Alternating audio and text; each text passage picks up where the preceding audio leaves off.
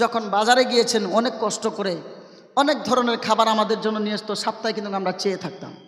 কিন্তু মা, যে মা আমাদেরকে গর্ভে ধারণ করেছে, সেই মা আজ বইয়ের জন্য জ্যাকেট, আইবুরু, খেলাবুরু, ইরিবুরু না কিরিবুরু এলে কি কয়, ইরিম কিরিম কত ধরনের দেয়, কিন্তু মাকে এই ঠান্ডার শীতের সময় একটা চাদরও কিনে দেয় না। মাকে যে একটা চাদর কিনে দেবে সেটাও দেয় না। বাবা বুড়ো হয়ে গেছে, বাবার গায়ে জ্যাকেট নাই, নিজের গায়ে 4-5টা জ্যাকেট, তা আবার স্ট্যান্ডার্ড জিন্স আর চামাইরা বস্তা বস্তা আরও ধরনের কত আছে না বাবা। দেখেন যত বড়ই পীর ধরেন, যেখানেই যান পীরেরাও কিন্তু বলে বাবা তোমরা তোমার মা বাবাকে কষ্ট দিও না, কারণ মা বাবা যদি আপনার প্রতি নারাজ হয়ে যায় দয়ার রাসূল নারাজ হয়ে যাবে। মা বাবা যদি আপনার প্রতি নারাজ হয়ে যায় আপনার প্রতি আমার আল্লাহ নারাজ হয়ে যাবে। কারণ আল্লাহর হুকুম কোরআনে আল্লাহ বলেছেন তোমরা তোমার মা বাবার প্রতি ইহসান করো, মহব্বত করো, ভালোবাসো, তাদের খিদমত করো। জোরে বলুন সুবহানাল্লাহ। সুবহানাল্লাহ। আমরা মা বাবাকে ভালোবাসতে চাই না? কারা কারা হাত তোলেন? কে কে চাই 2 হাত তুলে বলেন না ইনশাআল্লাহ। আর একটু জোরে বলা যাবে না ইনশাআল্লাহ? বাবা আপনার মা আমার মা। আমি মনে হয় বাবার ওয়াজ করেছিলাম, আমি তার মানে যেখানে যাই ওয়াজ যদি করি ওইটা আমি আবার করি না, অন্য দিকতে যাই। আপনার মা আমার মা, যে মা আপনাকে আমাকে আজকের থেকে 10 বছর 15 বছর হিসাব করে দেখেন, যাদের বয়স, এখনকার ছেলেরা কম বুঝবে, কম্পিউটারের ছেলে তো এইগুলো মোবাইল দেখে দেখে পেট থেকে বাড়াইছে, এরা মোবাইল দিয়েই বোঝে, কথাটা বোঝেন নাই। কিন্তু আগেকারগুলো খেয়াল করেন, আমাদের মতো বয়সে যারা আছেন তারা খেয়াল করেন। আপনার মা আমার মা, হয়তোবা 10 বছর হয়ে গেছে আপনার মা চলে গেছে, হয়তোবা 20 বছর হয়ে গেছে আপনার বাবা চলে গেছে, হয়তোবা 5 বছর হয়ে গেছে বাবা চলে গেছে। আপনার সামনে যখন কেউ বাবাকে বাবা বলে ডাকবে না, যদি আপনার বাবা না থাকে আপনি বুঝবেন বাবা কি জিনিস ছিল, আপনি বুঝবেন বাবা কাকে বলে, মা কাকে বলে। যখন হারিয়ে যাবে তখন বুঝতে পারবেন কেমন মা। যে মা ঈদের সময় আসলে, ও প্যারে মুসলমান, আপনার মা আপনাকে কতটা ভালোবেসেছে। আজকে বাবার ওয়াজ আর করব না, আপনার মা আপনাকে কতটা ভালোবেসেছে। আপনি যদি রাতের বেলা ঘুমের অবস্থায় আপনি যদি বাম দিকে প্রস্রাব করে দিয়েছেন, আপনার মা আপনাকে ডান দিকে নিয়েছে, ডান দিকে যদি প্রস্রাব করে দিয়েছেন, আপনার মা আপনাকে বুকের উপরে নিয়ে ঘুমিয়েছে। প্যারে মুসলমান, মায়ের একটাই ধান্দা ছিল, আমার ছোট্ট কচি বাচ্চা, আমার সোনা মানিক যাতে কষ্ট না পায়। আজকে সেই মাকে রেখে আপনি আরামের কম্বল, আপনি 1000 টাকার কম্বল, 2000 টাকার কম্বল, 3000 টাকার কম্বলে ঘুমান, আপনার মা কেতাতে ঘুমায়। আপনার ওই ইবাদত আল্লাহ কবুল করবে না, কথা বলেন ঠিক কিনা? আছে কিনা এরকম? খবরদার নিজের মাকে কম্বলের ব্যবস্থা করে দাও। ও প্যারে মুসলমান, মা যাদের হারিয়েছে তিনারা বুঝতে পারবেন। আপনার নবী আমার নবী, আপনার নবী আমার নবী জানিয়ে দেয়, উম্মত রে, ও আমার উম্মতরা তোমরা শোনো, আমি দুনিয়ায় আসি নাই, তার আগে আমার পিতাকে হারিয়েছি, তার আগে আমার আব্বাকে হারিয়ে ফেলেছি। ও আমার উম্মতরা তোমরা শোনো, আমি দুনিয়ায় যাওয়ার পরে 6টি বছর পার হতে চলেছে, তখনই আমার আম্মাকে হারিয়ে ফেলেছি। কিন্তু শুনে রেখে দাও, জেনে রেখে দাও, আমি মার খিদমত করতে পারি নাই, আমি বাবার খিদমত করতে পারি নাই। যদি আমার কোনো উম্মত মার খিদমত করে, যদি বাবার খিদমত করে যদি কবরে আসতে পারো, আমি তোমাদের জন্য সার্টিফিকেট দিয়ে গেলাম, আমি নবী তোমাদেরকে হাত ধরে নিয়ে জান্নাতে চলে যাব। তাহলে মা বাবার মহব্বত করার দরকার আছে কি নাই? ও বাবারা, মা কেমন জিনিস ছিল। যদি মা, আগের যুগের মাদের কথা বলছি, মা যদি পাশের বাড়িতে কাজ করতে যেত, কাজ করে আপনার জন্য আমার জন্য খাবার তৈরি করার জন্য, রাত্রের বেলা কি খাবো নাই, আপনার মা আমার মা মানুষের বাড়িতে ঢেকিতে বাড়া বানতে যেত, ওখানে যাওয়ার পরে একটু যদি চাউল দিত, ওই চাউলটা রান্না করে আমাদেরকে খাওয়াতো। ও প্যারে মুসলমান, শুধু তাই নয়, তাই নয়, তাই নয়, আপনার মা আমার মা যখন পাশের বাড়িতে যখন কোনো পিঠা তৈরি করত, তখন ঢেকি ছিল, এক মহিলা আরেক মহিলাকে ডেকে নিত। প্যারে মুসলমান, মা কাকে বলে, মার মোহাব্বত কাকে বলে।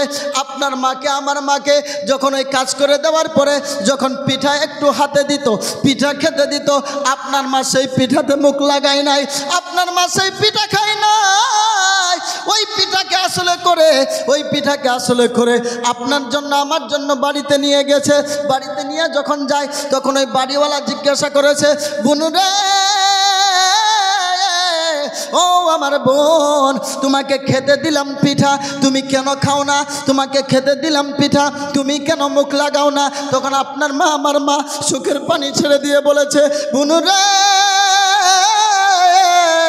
আমার দুইটা কলিজার টুকরা আছে, আমার দুইটা সন্তান আছে, আমার দুইটা কলিজার টুকরা আছে, যারা আমাকে মা মা মা মা বলে চিৎকার করে। আমি আজকে সেই সন্তানকে রেখে তোমার বাড়িতে আমি পিঠা খেতে পারি না। আমার কলিজার সন্তান দুইটা যদি খেয়ে নেয়, আমি মার কলিজা ঠান্ডা হয়ে যাবে। মা কেমন জিনিস! আজ সেই মাকে ফেলে হোটেলে গিয়ে আমরা বিরিয়ানি খাচ্ছি।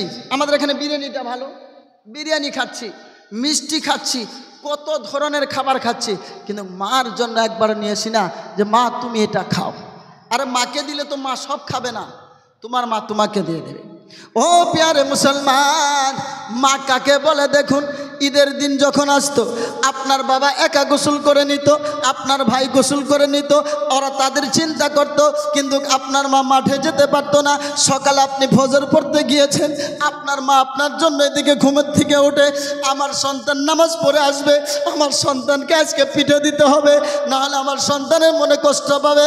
প্যারে মুসলমান, আপনার মা আপনার জন্য সকালে সিমাইয়ের নাস্তা, হয়তোবা আপনার অন্য ধরনের নাস্তা আপনার জন্য তৈরি করে রেখেছে। আমার কলিজার টুকরা আসতেছে, নামাজ পড়ে নাস্তা খাবে। এইবার নাস্তাটা যখন দিয়েছে, আপনি নাস্তা পিঠে খেয়ে নিয়েছেন, আপনি মাকে কখনো বলেন নাই মা তুমি খাও, আপনার মাও বলেন নাই আমার সন্তান খাচ্ছে আমি শান্তি হয়ে যাচ্ছি। প্যারে মুসলমান, আপনি ঈদের নামাজ পড়তে যাবেন, আপনার মা কিন্তু ঈদের নামাজে যাবে না। আপনার মা তখন কি করেছে? যাদের মা হারিয়েছে তারা একটু খেয়াল করুন, মার কথা একটু অন্তরে লাগান, মার কথা একটু কানে লাগান। ও প্যারে মুসলমান, আপনার মা, আমার মা সেই ছোট্টবেলাতে ভাইরা একা একা গোসল করতো, আমার আব্বা আমাদের মতো গোসল করে নিত, কিন্তু আমরা যখন ছোট্ট ছিলাম আমার মা ঈদের দিনকে সকালবেলা আপনাকে আমাকে গোসল করিয়ে দিয়েছে।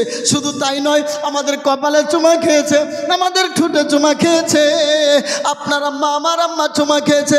চুমে খাওয়ার পরে আমাদেরকে গোসল করিয়ে আমাদেরকে সাজিয়ে ঈদের নামাজ পড়তে পাঠিয়ে দিয়েছে। আবার ঈদের নামাজ পড়ে এসে কি খাবো? প্যারে মুসলমান, মার মুখে কিন্তু খাবার নাই। আমার সন্তান কখন যেন এসে আমার কাছে ভাত চায়, আমার সন্তান কখন যেন এসে আমার কাছে খাবার চায়। ও প্যারে মুসলমান, আপনার মা আমার মা ওই সময় কি করে রেখেছে? চাল রান্না হলে ভাত রান্না করে রেখেছে। আসার সাথে সাথেই আমরা মার কাছে খাবার চেয়েছি, আমার মা ভাত বেড়ে দিয়েছে। আজকে ঈদের দিন এখন সামনে আসতেছে, রোজার দিন আসতেছে, কিন্তু আমাদের ভিতরে মার কথা মনে করি না, মার কথা একবার মনে করি না। প্যারে মুসলমান, যদি কোনো যুবকের যদি মা হারিয়েছেন, যদি বাবা হারিয়েছেন, আমি আজকে এখানে বলে যাচ্ছি, কালকের আল্লাহর রাস্তে মা বাবার নামে যদি 10টি টাকা কিংবা 1টি টাকা দিতে পারেন, আল্লাহর রাস্তায় যদি কোনো ফকির মিসকিনকে কিংবা মসজিদে দিতে পারেন, আপনার মা বাবার কবর আযাবকে আল্লাহ আসান করে দিবে। কমসে কম বাবারা, এখানে যে চাইবো, এখানে জলসার জন্য আমার চাওয়ার দায়িত্ব নয়, এখানে যে চাইবো যে দেবেন তার জন্য নয়। রাস্তাঘাটে 10-20 টাকা, 100 টাকা, 50 টাকা মানুষকে দেন। পড়শি যারা, আপনার মা কার সাথে বেশি উঠা বসা করেছে, ওই মহিলাটাকে ডাকেন। আমার রাসূল শিক্ষা দিয়ে গেছেন, যদি তোমার মা নাই, তোমার মা কার সাথে চলাফেরা করত, তুমি তার সঙ্গে মহাব্বত রাখো, তোমার মায়ের মতো তাকে তুমি সম্মান দাও। কার মতো? মায়ের মতো সম্মান দাও। তো আপনার মা যার সাথে উঠা বসা করেছে ওনাকে ডাকেন, ডেকে ওনাকে হয়তো বা বছরে একটা কাপড় কিনে দেন, না হয় 10 বছর পর একটা কাপড় কিনে দেন। দেওয়ার সময় বলবেন, চাচি বা প্রতিবেশী, আমার মা আপনার সাথে চলেছে, আমার মাকে তো পড়াতে পারি নাই, আমার মা দুনিয়া ছেড়ে চলে গেছে, আজ আমার মা যদি কাপড়টা পরতো কতই না খুশি হতো। আজ আমার মায়ের জন্য, মাকে ভালোবাসি বলে আমার নবী বলেছেন, তোমার যদি মা না থাকে তুমি তোমার মায়ের মতো, তোমার মা যেখানে উঠা বসা করেছে সে মাকে মহব্বত করলে তোমার মাকে ভালোবাসার মতো হয়ে যাবে। আজ আমি আপনাকে এই কাপড়টা দিয়েছি, এই বোরকাটা দিয়েছি বা এই ওড়নাটা দিয়েছি, আপনি পরবেন আর আমার জন্য একটু দোয়া করবেন, আমার মার জন্য দোয়া করবেন। দোয়া করবে না? করবে না? শুধু কি সদকা ফেতরা দিলে কি দান হয়? মহাব্বতেরও দান থাকে। হঠাৎ করে একদিন খাবার তৈরি করেন, পিঠা বানান বা যাই বানান, আপনার মা কার সাথে উঠা বসা করেছে দেখে নিয়ে এসে বলেন যে আপনি একটু খাবার খেয়ে যান। ওই ব্যক্তি দেখবেন আপনার জন্য দোয়া দিয়ে যাবে। আপনার বাবা কার সাথে চলাফেরা করেছে তাকে দেখেন, বাজারে দেখা হয়েছে হঠাৎ করে, যেমন আপনাদের গা ধোয়া বাজারে যদি আপনার বাবার মতো কাউকে দেখা হয়েছে, আপনার বাবা তো চলে গেছে 5 বছর 7 বছর, তাকে দেখে বাবার কথা একটু স্মরণ করে মানুষটার হাতটাকে ধরে নিয়ে বাবারা হোটেলে নিয়ে গিয়ে বসিয়ে যে কোনো খাবার, একটা মিষ্টি কিংবা চা খাওয়ান। আপনি অন্তরে ভেবে নেন যে আমার বাবা যদি থাকতো নিশ্চয়ই এই লোকটার সাথে ঘোরাফেরা করতো। আমার বাবার আত্মাকে শান্তি পাওয়ার জন্য আমার বাবার সাথীকে আমি খানা খাওয়ালাম। এই খানা খাওয়ানোটাও আপনার বিফলে যাবে না। আপনার বাবার কবরে আল্লাহ পাক আযাব যদি হয় আযাবকে আসান করে দেবে। জোরে বলুন সুবহানাল্লাহ।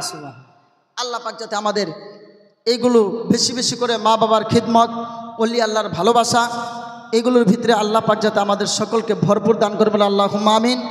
আর আমি খাস করে মাইকম্যান ভাইকেও বলি, জলসা কমিটিদেরকেও বলি, আমার কামালউদ্দিন ভাইকেও বলি, যিনারা কষ্ট করতেছেন বা কষ্ট করেছেন, ভলেন্টিয়ার ভাইদেরকেও বলি, এবং যিনারা এখানে জলসা শুনতে এসেছেন তিনাদেরও কষ্ট হয়েছে, তিনাদেরকেও বলি, বাবারা এই কষ্টর ফল আপনাদের বিফলে যাবে না। আমি বলতে চাচ্ছিলাম যেহেতু সময় হবে না, আমি সময়ে ছেড়ে দেবো 11:30, মাত্র 6 মিনিট টাইম আছে, শর্টকাট বলে দিচ্ছি।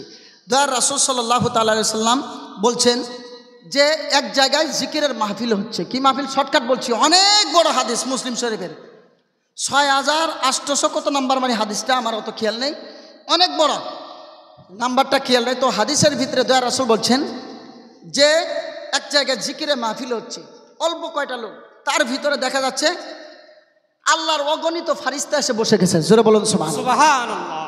এই জায়গাতে আপনারা কম দেখছেন, কম নাই। বলে কত ফারিস্তা?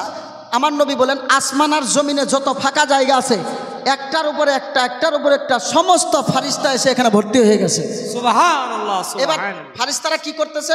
ওই বান্দারা সুবহানাল্লাহ বলতেছে, এটা লিখতেছে। তারপরে ওই বান্দারা বলছে আল্লাহ আমার গুনাহ মাফ করে দাও, এটাও লিখতেছে। ওই মা বাবার গুনাহ থেকে মাফ চাইতেছে, এটাও লিখতেছে। সব লেখা শেষ। এবার ফারিস্তারা আল্লাহর দরবারে চলে যাচ্ছে। আমি শর্টকাট বলছি, আল্লাহর দরবারে চলে যাচ্ছে। যাওয়ার পর আল্লাহ পাক জিজ্ঞাসা করছে, হে ফারিস্তারা তোমরা কোথায় থেকে আসছো? আল্লাহ জানে কি জানে না? তারপরে জিজ্ঞাসা করছে কেন? আল্লাহ পাকের নবী মুহাম্মদুর রাসূলুল্লাহর উম্মতের শান বাড়ানোর জন্য। জোরে বলুন সুবহানাল্লাহ। বলছে আল্লাহ অমক গ্রাম থেকে, অমক জায়গা থেকে, জিকিরের মজলিস থেকে আসতেছি। বলে জিকিরের মজলিসে কে ছিল? বলে অমকের ছেলে, অমক, অমকের বাড়িতে অমক অমক অমকে মিলে আল্লাহ তোমার জিকির করেছে, তোমার জিকিরের তাসবিহ পড়েছে, আল্লাহ এই করেছে। বলে আর কি করেছে? বলে তারা কি আমাকে দেখেছে? বলে না। বলে না দেখে যদি এত জিকির করতে পারে তাহলে তারা যদি আমাকে দেখতো তাহলে আরো কতই না জিকির করতো। সুবহানাল্লাহ।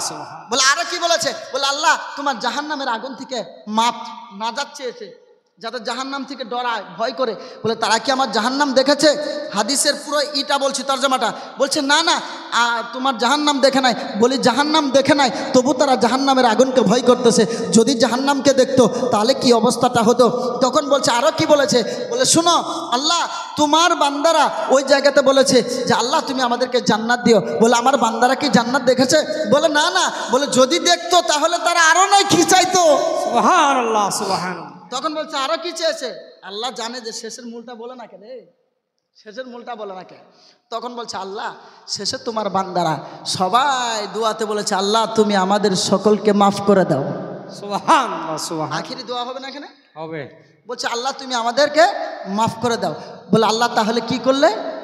আমার আল্লাহ পাক জানিয়ে দেয়, ও আমার ফারিস্তারা তোমরা শোনো, আমার বান্দারা যখন মাপ চেয়েছে, আমার বান্দারা আমাকে দেখে নাই, আমার কোনো জাহান্নাম কেউ দেখে নাই, এগুলো না দেখার পরেও যখন মাপ, নারায়ে তাকবীর, নারায়ে তাকবীর, নারায়ে তাকবীর, নারায়ে রিসালাত, নারায়ে রিসালাত। তো যাই হোক ভাই, হাদিসটা শেষ করতে দিয়েছে, তো হাদিস বন্ধ করা যাবে না ভাই, তাও বসতে দিয়েছিলাম, ভাই আমাকে বলেছেন, কারণ আলিম তো জানে যে হাদিসের দাম কত। তো পিয়ারে মুসলমান, দয়ার রাসূল সাল্লাল্লাহু আলাইহি ওয়াসাল্লাম বলছেন, যখন মাপ চেয়েছে, বলে আমার বান্দারা আমাকে তো দেখে নাই, আমার জাহান্নাম কেউ দেখে নাই, আমার জান্নাত কেউ দেখে নাই, আমার জিকির করতেছে, আমার কাছে ক্ষমা চেয়েছে। ও ফেরেশতারা তোমরা শোনো, আমি আল্লাহ তাদের জিন্দেগির গুনাহ মাফ করে দিলাম। সুবহানাল্লাহ। এই জায়গাতে তাহলে যারা থাকবে আজকে তাদের গুনাহ মাফ হবে কি হবে না? আরে বলেন না কেন, হবে কি হবে না? ও প্যারে মুসলমান, ফেরেশতারা সওয়াল করতেছে, মাবুদ ও মাবুদ মাওলা, আমাদের একটা প্রশ্ন আছে। বলে কি প্রশ্ন? বলে আল্লাহ তুমি তো সবাইকে মাফ করেছো। বলে হ্যাঁ আমি সবাইকে মাফ করে দিয়েছি, আমার বান্দারা ক্ষমা চেয়েছে, সবাইকে মাফ করে দিয়েছি। ফেরেশতারা তখন ডাক দিয়ে বলে, মাবুদ ও মাবুদ মাওলা, ওই জামাতের ভিতরে একটা লোক ছিল না, ওই জামাতের ভিতরে ওই জিকিরের মজলিসে একটা লোক ছিল না। বলে তাতে কি হয়েছে? বলে ওই লোকটা অনেক গুনাহগার, অনেক পাপী বান্দা, রাস্তা দিয়ে যাচ্ছিল, যেতে যেতে যেতে যেতে যখন জিকিরের আওয়াজ শুনেছে ওই মজলিসের ভিতরে ঢুকে পড়েছে। আল্লাহ এত বড় গুনাহগারকেও তুমি তাকেও কি মাফ করে দিয়েছ? আমার আল্লাহ পাক ডাক দিয়ে বলে, ফেরেশতারা রে, ও আমার ফেরেশতারা তোমরা শোনো, আমি আল্লাহ যখন বলেছি সব, তাতে আর কিচ্ছু বাকি না। সুবহানাল্লাহ। সব থেকে গুনাহগার ব্যক্তিকেও যদি একটা জিকিরের মজলিসে, জলসার মজলিসে উপস্থিত হওয়ার কারণে আমার আল্লাহ যদি ক্ষমা করে দিতে পারে, আজকে এখানে কোরআন হাদিস জিকির মেহফিল, নবীর প্রতি সালাতু সালাম হবে, উলামায়ে কেরামের দিদার হবে, আউলিয়াগণের দিদার হবে, এই জায়গাতে আমার আল্লাহ পাক আমাদের ক্ষমা করতে পারে কি পারে না? আরো জোরে বলেন, পারে কি পারে না? তবে যাই না হোক, আমার বলার মধ্যে, আপনাদের শোনার মধ্যে যদি কোনো ধরনের ভুল বেয়াদবি হয়ে যায়, আমার আল্লাহ পাক যাতে আমাদের সকলকে ক্ষমা করে দেবেন, আল্লাহুম্মা আমিন।